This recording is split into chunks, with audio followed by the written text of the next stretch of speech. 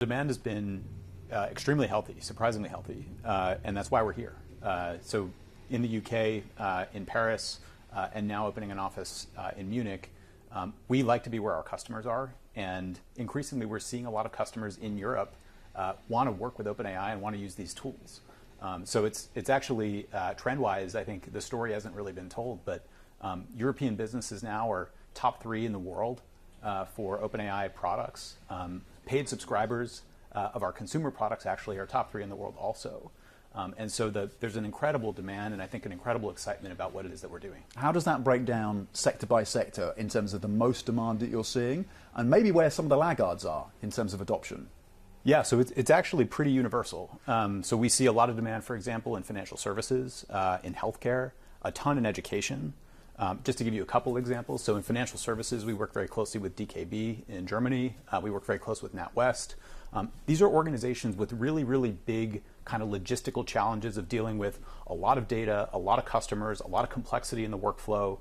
And that's what these tools do really well, is they bring the ability for kind of intelligence enhancement to workflow, right? To be able to say, okay, how do we actually bring more context in, more data in, and be able to actually use really powerful models like O1, O3, our new 4.1 model, our coding model, and be able to enhance the output of the people that work with these tools. Are you seeing any pushback at all on pricing from customers, given the developments of companies like DeepSeek?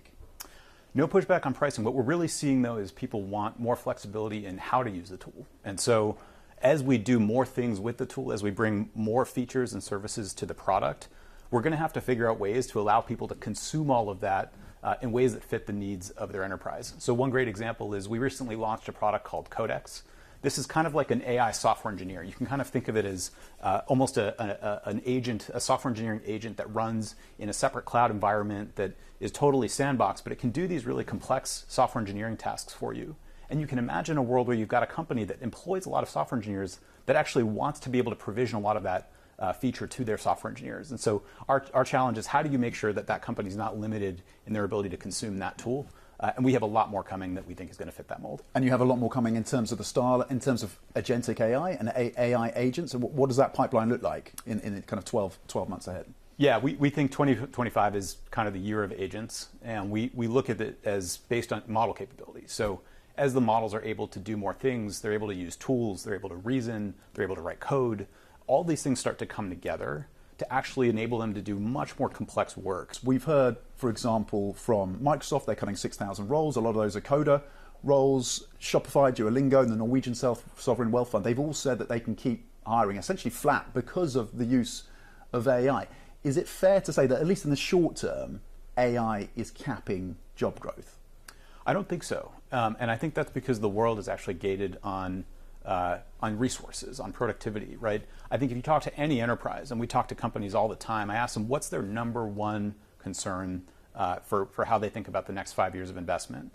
And oftentimes one of the things we hear is, I can't hire enough software engineers. We live in a digital economy.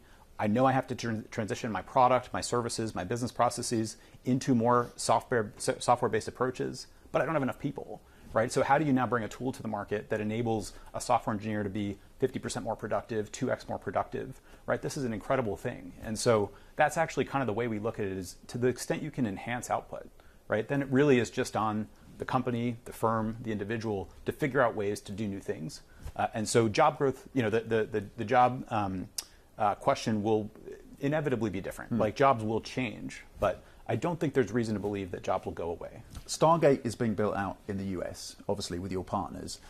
What about sovereign AI? What about Stargates outside of the US? Are you in conversations with governments around the world about building out Stargates outside of the US? What does that conversation look like? How many different countries are you talking to at this point?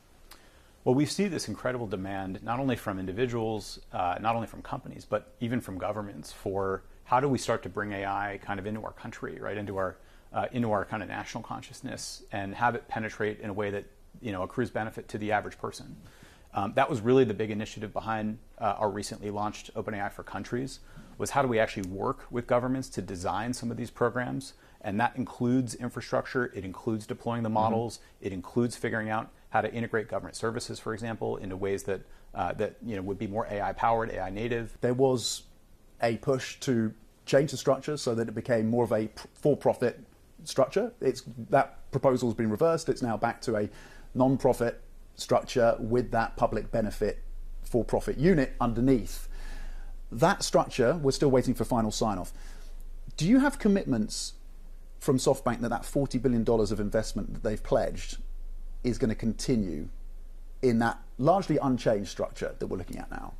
Well, so SoftBank they're a great partner. First of all, we built what I think is a great partnership with SoftBank, and we're mostly focused on how do we make sure that the structure that OpenAI exists in is set up for the future, and we think that the PBC structure is great. SoftBank's $40 billion is still solid. They're still good for that.